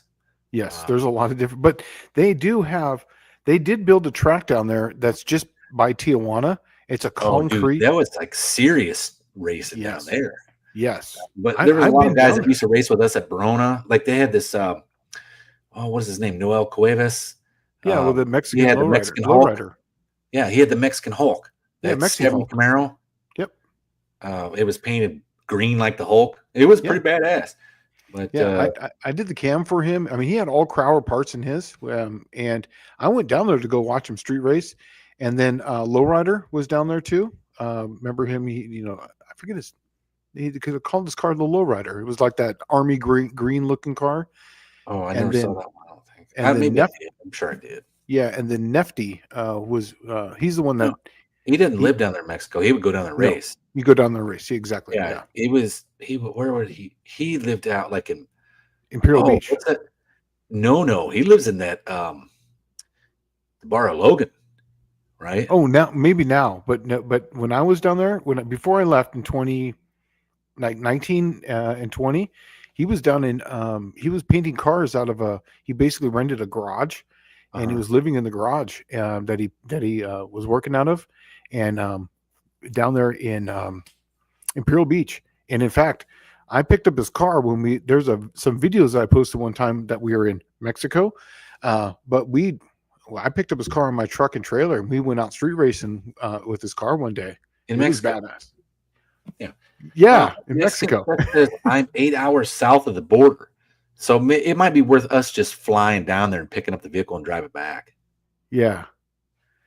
And then Jay Malone saying Plymouth Trail Duster, right? And so you could make a 2001 Plymouth Trail Duster. Dude, that would be even better. I would love to have I think that would be cool. Yeah. He says, he can deliver to the Arizona border. Oh, that's cool. We'll just have to cover it for him. Yeah, Let's see. The buyer has to cross the vehicle into the U.S. according to U.S. Customs. Oh, so that's new. that's why I need it. Okay. Oh, Dr. Go saying last year my drive shaft had a butt vibration, found the balance weight had knocked off of it. Somehow machine got repaired in about an hour. I drove 10 hours towards Notre Dame Nationals last year. Crazy it made in time. Here's one way to do this. If you get a hose clamp, just get a hose clamp. If you've got a vibration on your drive shaft or a weight came off, put a hose clamp on it and just start moving it around. Mark, then move it a quarter, mark it, and keep driving it, and you'll find out where it's less vibration at, and then leave it there, and then put another one on in that same spot, and then just keep putting them on until the vibration goes away. I'm telling you, I drove cross country like that, and it works just fine. It works. Let's see. Man, I'm way behind. Yeah. Am I too? I don't know. And I think Fabrace Mod Repeat is. He says Type F doesn't foam as much in a sticker. Oh, yeah, you're way behind. A bit friction modifier. Yeah, he might be way behind. Barrow's saying my brother had a square back VW with fuel injection and automatic transaxle. Dad bought it on the cheap, but we converted it to carb and standard trans. The FI, the fuel injection and auto was horrible. Yes, and it's not even an auto; it's called an auto stick, is what they are. So it's kind of a converter ish, but yet you would use this stick to like shift. It still had you didn't leave it in drive. At least the one that I had, it was an auto stick. It was a Kerr-Maggia and had that. Well, so Lout Burns is saying, I like the artwork and custom paint on the lowriders. I do too. And okay. I'll let the cat out of the bag. My 63 Buick, I will be working on it this fall. Actually, after No Name Nationals, I'm going to hit it pretty hard. But my plan is I'm going to take a page out of the playbook of the Mexican lowrider stuff, and I'm going to paint my car like not Mexican lowrider, but like 1960s flamboyant drag race paint. Yeah. And I'm doing it just like they did back in the 60s. And but I am going to have to use some techniques that the Mexican lowrider guys do, because one, they're badass and they're really good at it, and they look good. But I want to play some of those games, and if I screw it up, I screw it up. Guess what? I'll just clear over it, and it'll be there forever, and it won't really matter, because I've said it before. Paint is there to keep it from rusting. That's primary job numero uno. So I'm going to go full John Wilburn, but this is Nefty's paint job right now. Look at that thing. Yeah, he was doing that when we left San Diego. I know. I saw him, like the stuff he was doing was like, wow. Yeah. Yeah, he was getting that thing. And he goes to lowrider events too. And here's another truck he just finished too. Is that thing right there. It's pretty. Oh, badass. I didn't know he did that. Oh yeah, he does all kinds of those things, man. Yeah, I was supposed to race him. My first time at Match Race Madness, I had Nefty Figueroa as who I was supposed to race, and he did not show up. Yeah, that was probably right after he raced in Mexico. He had a problem with tires, rims, and a few other things. So yeah. Levi's asking, so Shane, if someone was going to use their Edelbrock discount to order lifters that are similar to the short travel link bar Johnson lifters, what would he order? We have these Evolution lifters. They're cartridge style, and they are shorter travel, and they work really good. We tested them pretty much all exclusively at drag week cars that are running like LSs that are running, turbos and basically what you're doing. And they were at drag and drive vets, and they work good. In fact, the cartridge style that's what's in my green car right now with the DLC lifters. And that's what I'm using. And I converted mine from solid to hydraulic, and I just backfilled oil. They work good. So I would be looking at the Evolution lifters for the LS if that's the engine. Chaos Skyhawk asked a question here at 8:23. Okay, I'm getting down to it here. Okay. Well, there's a couple before that one though. Oh, is there? Okay, I must have blown right past them. Here, vintage adventure drives. Go ahead and grab this one. I got to grab 350 my 72 Impala. Torque converter slips 300 RPM at highway speed. 60 miles per hour. Should be 2,500, but the tech shows 2,800. The speedometer is accurate. Is this normal? It sucks. Well, okay. That's about It right. sounds like to me what has happened is either your transmission's been swapped, or the converter's been swapped, or the rear end gear's been swapped. Is what it sounds like to me. And Well, it's no, got a because different, huh? it's not locking up. It's not a lockup converter.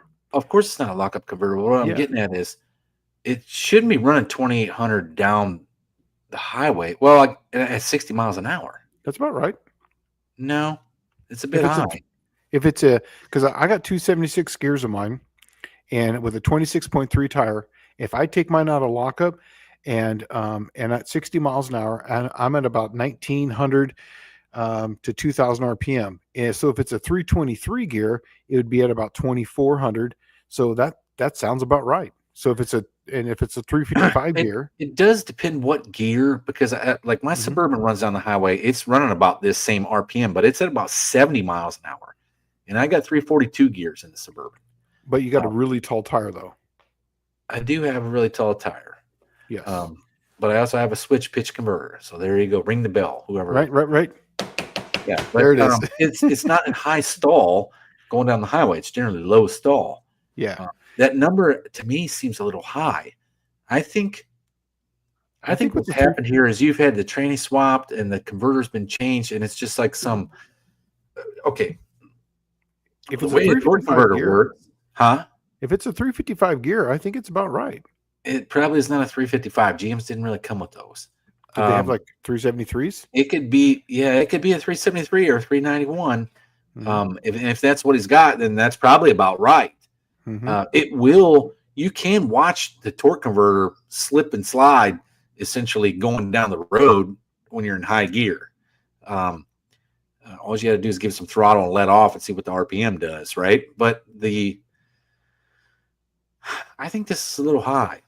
And I think what's happened is you got a converter in there that's a little bit looser than what it should be based on the application that you have. Because you can easily do this. You can easily get 300 RPM out of something just by putting, let's say, a converter out of a 305, right? 305 Chevrolet, and then somebody changed the rear end gears and made them a little bit taller in that Impala. And then it's lugging it a little bit more, right? But I don't know what engine transmission combo or whatever. Oh, 342 gear. 342 that is probably gear. about right then. Yeah, it's about right. Yeah, that's probably okay. I mean, it seems a little high, but I don't know what the converter was supposed to be. I mean, if it's a Chevrolet engine, it's probably almost perfect for what you got. Yeah, and a 300 RPM would mean that's probably a little smaller than stock, because normally you're going to be in like a 150 or 200 when you're going that high. You know, if it's a big diameter, because that fluid's coming around and it would basically give a fluid couple. But if it's a smaller diameter, 300 RPM is about right. Because I have a small one on the 904 that's in my Slant 6. That's why I put a lockup on it, and it's about what I was 400 getting at RPM. was like somebody put a V6 converter in it or something like that, and it's got a little bit extra slip than what it should. Yeah, and because it doesn't have as much centripetal force for the fluid to come around the turbine side to come back and hit that, it's less efficient. Yeah. It's less efficient, exactly. But it'll give you higher stall and it'll make a higher K value on launch. But and I can literally, when I hit lockup on it, it is a 400 to 500 RPM drop, depending on RPM, and it drops right down. And that sounds about right. So when Shane and I were young bucks doing this, the ticket for the Turbo 350 and Turbo 400 used to be to get the converter out of a Vega, and you slam a Vega converter in something. And what would happen is the Vega had like this anemic 4-cylinder with like aluminum block and no sleeves, and they were gutless wonders, right? But the converter swapped right in, and you could put it behind like a small block, and you would gain 500 to 700 RPM. And if you put it behind a big block, it's like 1,200 more, you know. Yeah. But the problem was, what would you find at higher RPM? It became very inefficient. Yeah. Right. Yep. So it starts slipping like 25, 30%. I skipped over one here, so I'm going to back up. But this is the one I was going to ask you about earlier. Yeah. Okay. Intake valve, underside swirl. How's it done at the factory? I'm having a difficult time understanding the value. We talking about top level competitors? Is it going to be seen or felt on the street? Okay, first off, I'll answer your questions. We talking top level competitors? Yes. Is it going to be seen or felt on the street? No. Okay. This all started in the 80s. Bob Glidden used to do this where it was swirl porting the valves. And he was like the first guy I'd ever heard of doing it. But this is done. It's actually not too difficult to do. You just need a heavy duty wire brush, and you would spin the valves as the wire brush would essentially brush that swirl into them, right? And you'd have to do it for a while. The thing is, for a regular street engine, where it sucks is that a street engine doesn't have the tolerances of a race engine. Okay, generally a race engine is a little bit looser, but when you're talking valves, that's guides, and the guides are generally pretty tight because you don't want any oil going in there and contaminating your combustion, right? On a street engine, generally your guides are looser, and what you'll find is all of that will fill in with carbon like super fast, just because you always have a little bit of seepage of oil. Always. There is no perfect seal on them. And a little reversion going back, a little the exhaust. First thing that happens is it fills those swirls in, and it actually works kind of like body work where you put a little bit of teeth on the primer so your paint will stick. That carbon will stick on there hard, real good. That's right. It gives it a foothold so it can grab there. Right. But competition engines is generally where you see that. If you really want to gain something for a street type engine, the best thing you can do that I've found, like I know you do 350 Buick. So the best thing I found is the 5.3 LS uses the same exact valve sizes as you can put in a 350 Buick, the maximum, right? 192, 150. That's the biggest you can do because the bore is limited, just like the 5.3. It's the exact same bore size, matter of fact. The what was the difference between the LS valve and the 350 Buick valve is the 350 Buick valve, or 350 Buick became the 350 Buick after the big block was born, after the 1967 introduction of the 430 and the 400 Buick. Those came with 3/8 stem valves because at the time, 3/8 stem valves was the race performance valve. That's what everybody wanted. You didn't want them breaking the stems and dropping the valve. So they made the valve diameter larger. Well, they found out somewhere in the 90s that was hogwash. You needed to have good materials, and that made the valve last longer. Yes. So the LS valves are all stainless steel, and they have an 8mm stem. And now if you ever take a set of Buick 350 heads in and have new guides put in, first thing to do is you put bronze guides in the 350 Buick head, put bronze in there for 8mm and drop in your Chevrolet LS valves. And now, since the diameter has gotten a little bit smaller, because they're actually a little smaller than 11/32, so it now went down one regular valve size, and then from standard to metric difference in equation, and you have 8mm valve stem. But the thing is, it opens the port up more without you doing any work. Especially right there, because that's the throat area, right in that area. Yep. And so then you can really cut your guide down inside that runner. Using that small. If you were to buy some, the money best spent in this situation would be buy some badass manly 5.3 LS race valves and put them in your 350 Buick because they'll have the back cut stem, so it'll get even smaller. It gets even better. Yeah. Brian's asking, Shane, does Edelbrock make a replacement hydraulic roller lifter for the Magnum engines? They do, but it is a link bar. It is not a bolt drop in with that has the dog bone style. We don't just have one of those. Just get some, factory Magnum lifters. They work just fine. I was going to say that. Like, if you're racing in the 80s stuff, no one ever replaced the factory lifters. Run the factory hydraulic rollers as long as you can. Yeah, and just remember, 340 is about the lobe lift limit you can get away with. That's at the lobe. With a factory Magnum, because then it's going to start hitting the dog bone and start uncovering the shroud. And unless you're RPMing it over 6,000 RPM or 6,500, unless you're putting a ton of boost to it, the Magnum roller lifters are going to be just fine. I used to rebuild these things. Remember my recipes that I had? Those were literally with factory Magnum lifters. I would clean them in hydraulic oil or ATF. I'd soak them in there. I'd roll them around, and then I would put them right back in the engine, and they would run just fine. So I would never worry about them. I would clean them. I used to clean the Ford ones just by your hand and some carb cleaner or brake cleaner. Mm-hmm. And then I would soak them in transmission fluid just to get the breakup, because the detergent in the transmission fluid seems to break up the stuff. Crap. Yeah. Right. And then after I soaked them in transmission fluid, I would clean them again with some brake clean and then drop them in my motor oil. Yeah. I guess there's one question right below this. Clayton Toolbox asks, is there much of a horsepower difference between 207 intake valve and a 211 intake valve? Is it possible the smaller valve is better due to shrouding? Yes. It's light years better. It really comes down to your bore size.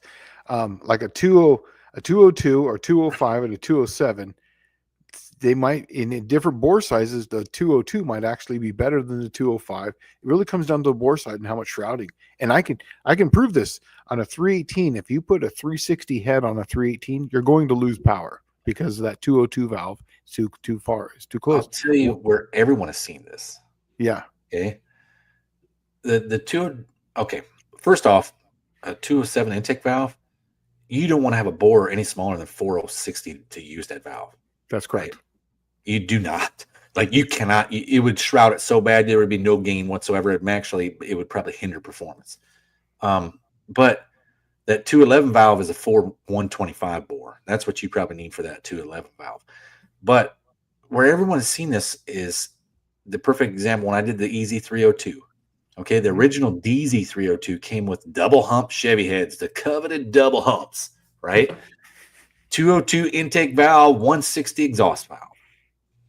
I put a set of Vortec heads on there off of a 1997 truck. Valve sizes, 194 intake, 150 exhaust. And it runs an absolute circle around those 202 valve heads. And it's not necessarily, some of it is the port, okay? But the other thing is, when you made it that smaller valve opens up so much more throat area, like in the bore, right? Like, there's no shrouding. None. That 202 is too much for a 4-inch bore. Yeah. What I used to do with 318s is I would put, I keep the 194, but I put a 160 exhaust on it, and that would really, really wake up that engine. That was everything. And check out this. I just saw that. I was just reading it right now. Yeah. I just won a 1963 Valiant in an auction 170 slant 6.3 on the tree. That is awesome. Yeah, that is super cool. Yeah. So Vintage Adventure Drive says, I refuse to have stock 3/8 valve stems. Right. I decided years ago that I'm making every engine at most an 11/30 seconds for racing. 8mm valve stems all day long. I agree. Yeah. That's the ticket right there. That's what Shane and I we screwed around with this for a while with my 350 Buick cylinder heads, my super stock heads.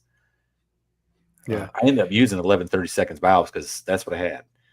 So Vintage Adventure Drive says my 318 on my satellite has 340X heads with 202 valves. It does have a 3.97 bore though. It's that close to losing power, but I think because of the bore only being 30, so that's 15 thousandths away, I don't think you're going to notice it nearly as much. But yeah. So Clayton's saying his bore on the engine is 4.185. Yeah, I saw that. That's you would definitely gain something from that 211 valve. Yes, but numbers wise, I mean, are they the same head with just a bigger valve, and that's all you're looking at? Because you don't gain anything there because the throat area where it comes through onto the port and it actually opens the same up size for that other valve. Yeah, it doesn't matter the size then at that point. Yeah, if everything else has to work, it has to work in tandem with everything else. Well, where I've seen this at is like the Buick 455s. The standard 455 head is a 2-inch valve. A stage 2 head is a 212 valve, right? There's no real gain to putting stage 1 valves in anything because it doesn't really do much. You don't gain any horsepower, and that's because it's the same freaking head. They didn't change the port size. All you did was put a bigger valve in it. When they did the bigger valve, I mean, it sounds like it's totally worth it, but all you did was add weight to the valve train.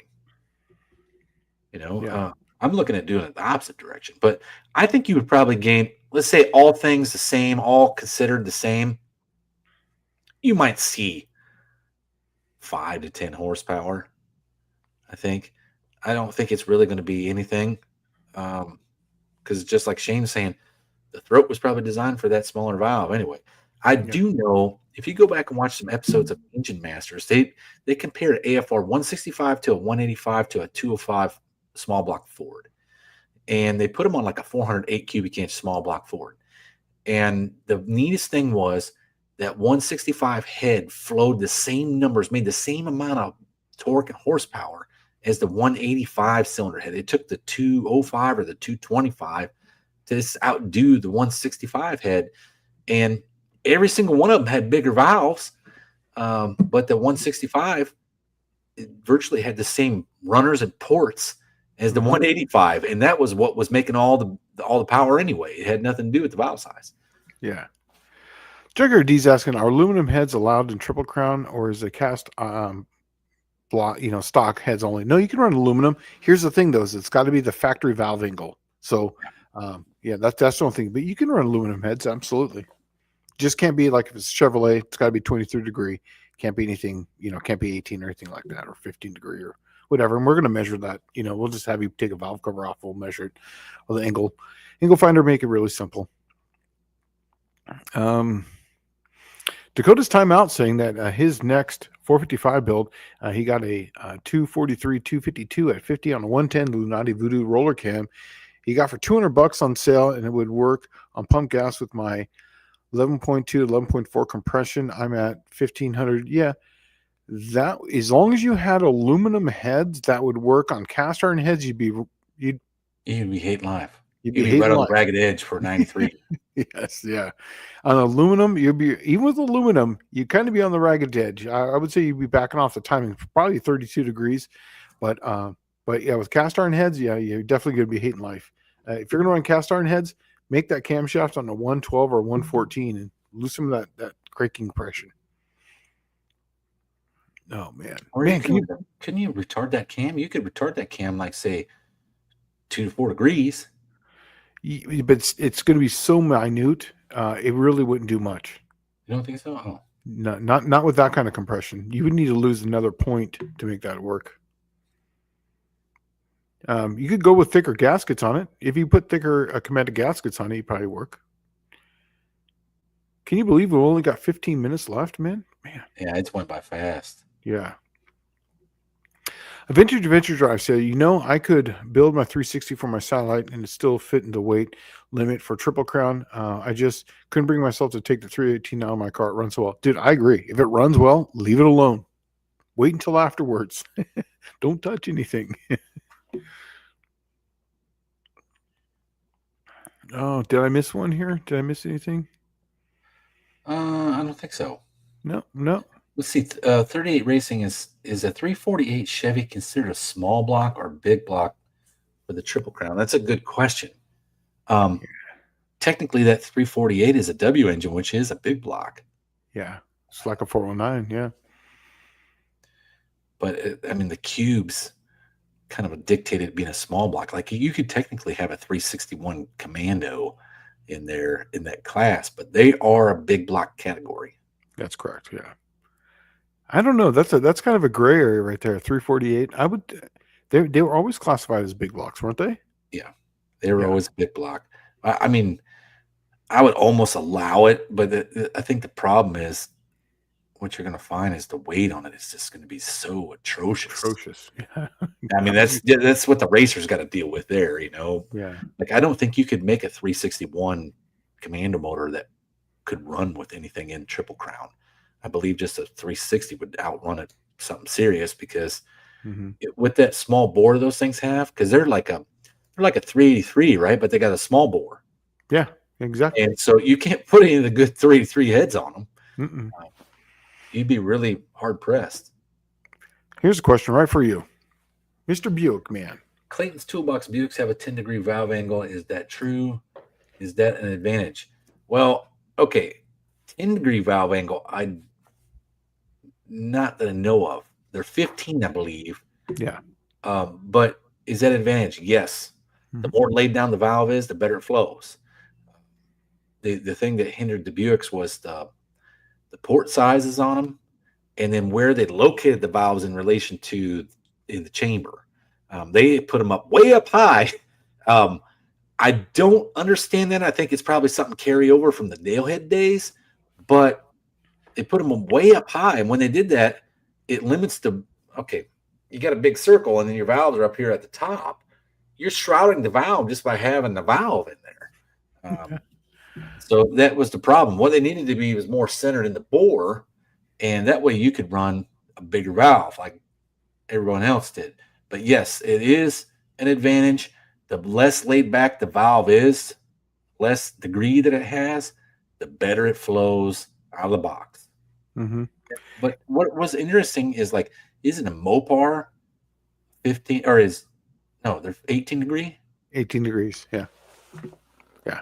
And vintage adventure drives, this is exactly why I said the 348 would not be legals, because then everybody would want the 361 Chrysler.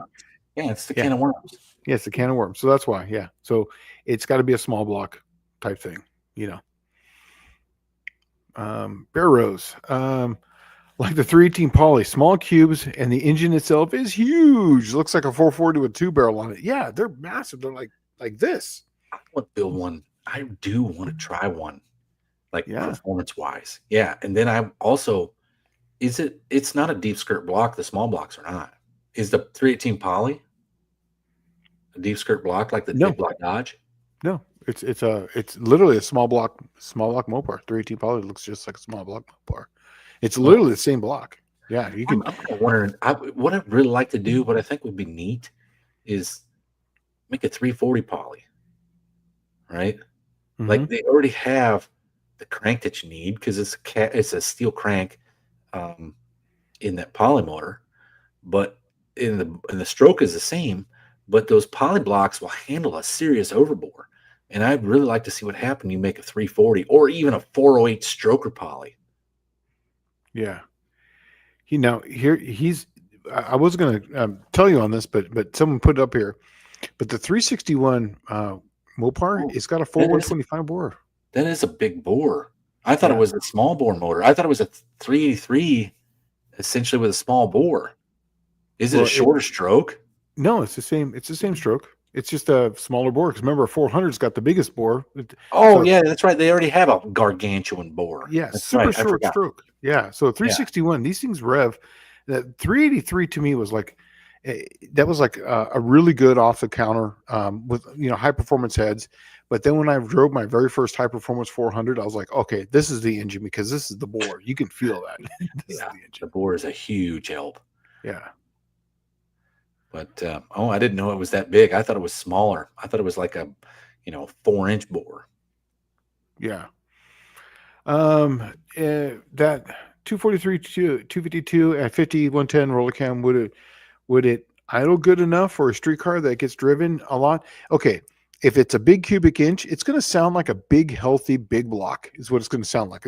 If you heard a big block Chevrolet with something in a 240, it has a big thump to it. That's what it's going to have. On a 110, it's going to talk to you.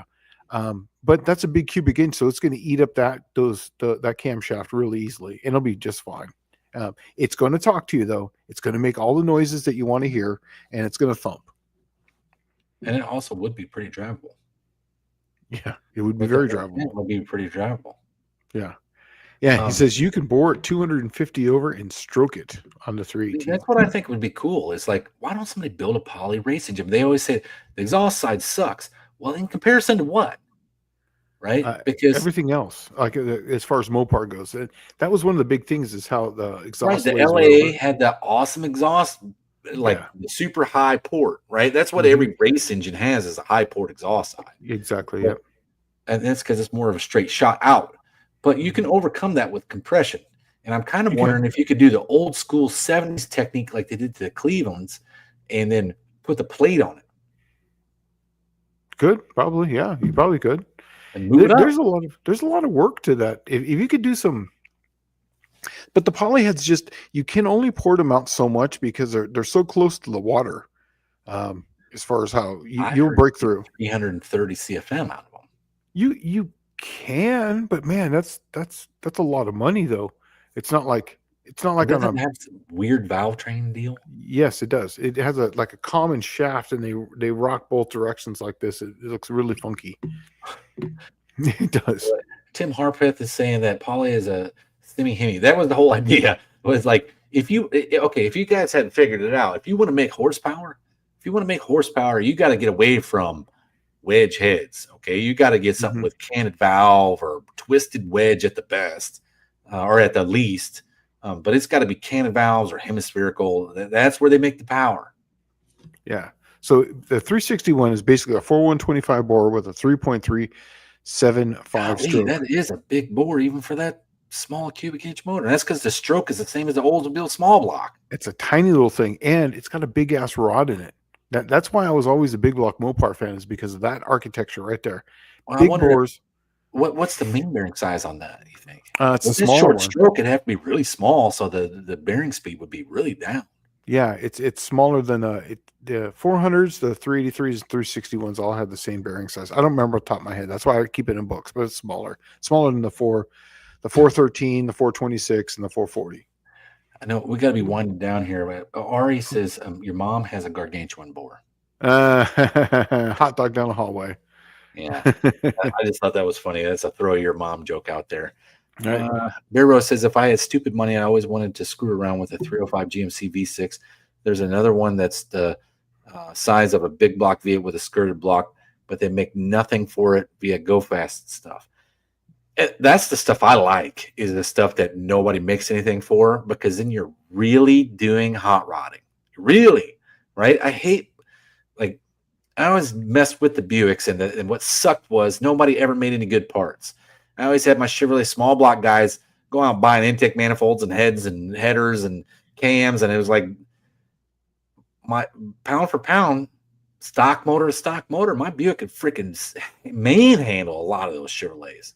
But they had so much aftermarket support. They could easily bolt on something in a weekend that would come out and run with me and probably run. What was sad is that they would make more horsepower than me generally, like out of the box. But they sure as shit didn't make any torque, and that's what gets you off the line. That's what starts that drag race. Well, that's why I was always into the Mopars, is because I couldn't afford anything like aftermarket. So for me, pound for pound out of the box, a 340, 360, they would just run rings around a 350 Chevy, literally just run rings around them. And that's the fastest car in our town was a stock 340 that had that came with a TA heads from the factory. Literally, car was a stock car. Any guy who had a 350, he was up there in Ramona.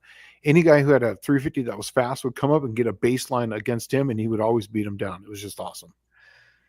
Dakota's timeout saying, I feel good hearing that. So meaning that it would idle and run well, have good drivability characteristics. Would a generic 2,500 RPM stall converter be about right? Yes. Yeah, but what I was going to say is you'll be hard pressed to have 2,500. It's a Pontiac, so it's probably going to be closer to 26 to 28. Yeah, but you can keep that under control by changing the rear end gear on it. Make it like a little bit, like if you were to say, I need 342 gears, go to 355 or 373, and it'll bring it back down. You just won't be able to run as many mile an hours. He said there's a magazine article out there detailing a 318 Poly that got bored and stroked to 426. It made huge power. That's what I would love to see. Man, 250 thousandths over. Yeah. So he's asking about what's your opinion of running avgas pump gas mix? Is it worth it running it, or is it just better spending money on race gas? Just get the race gas. I live next to an airport, and in California, I had Gillespie Field, I had Montgomery Field, I had them all. I used to buy the dot blue or the dot red. I had a place up in Ramona. The 110 was just much more stable, and it works so much better. Just get the 110 race fuel. And here's the thing, is that I've tried the Tourmaline. I've tried it all, and the 110 just for how the simplicity of anything up to 12 to 1 compression, the 110 is going to work just fine. You got to be careful at 13 to 1, but yeah, it'll be just fine. You know, my old man was always like, he was into hot rodding stuff and then gas mileage stuff. And he would always bring this up like, oh, my race car gets such terrible mileage. I'm like, Dan, how far are you driving it? You know, I mean, like, you run 50 miles a year, it's all relative. I mean, it doesn't really, I mean, it is expensive race gas when you look at it in comparison to regular gas. And that's probably the problem is you're trying to compare them to something you would buy every day and a bunch of gas. But it's not the same. You don't, I would have, when Shane and I were running at Barona, I would buy 2 cans of fuel would last me like 2-3 months because you would only make 6-8 passes, you know, that was about it. Like per month. So here's the B engine stuff. So the rod is a 6.538 length rod, and the journal was 2.375 rod journal. Oh, that's a big. Yeah. So. Vintage. Oh no, I'm sorry. The crank pin. I'm sorry. The crank pin. Yeah. Oh, that's the main journal is 2.375. Yes. Oh, it's small. Yeah. So that's why I loved that 400 engine, because it had a massive bore, that short ass stroke. It had a big rod. Rod to stroke ratio was everything, and you could beat the living piss out of it, and it would just absorb it all day long. You want to know what's kind of cool about that? It's got a 6.358-inch rod. Yeah. Okay, Buick 350 has a 6.385-inch rod, but it's got a 2-inch rod journal and then a 940 wrist pin size. I think you could make it almost fit in a big block Dodge, like a B engine. Yeah. If I could build another one of these and forged, I would turn the rod journal down to a 2-100, right? So that way the rod journal's at 2-100. I would make it a 6.4-inch rod, so like a small block Chevrolet rod, and then raise the pin height and the piston, and that way you wouldn't have to spend a shit ton of money on anything. Yeah.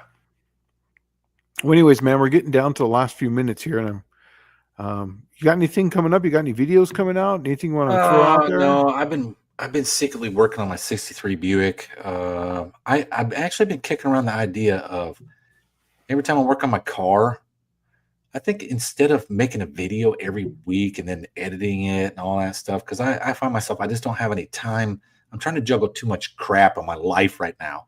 So I'm thinking about just doing a live at the end of the day every day, like 5 o'clock, like sit back and instead of showing you what I'm going to do, I show you what I already did.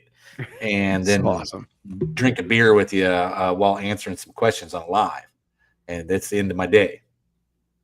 I thought that would be kind of cool. I've never seen anybody do a video like that. Yeah. And for me, if you guys notice, I dropped a video last night because I was going to do it this weekend, but I was busy. This has got an axle in it now, transmission and a drive shaft and subframe connectors. The cage is going to be here probably Friday or Monday. And then the engine actually is getting the bump stick made right now. So we might hear running, and this thing might move under its own power here soon. So getting excited.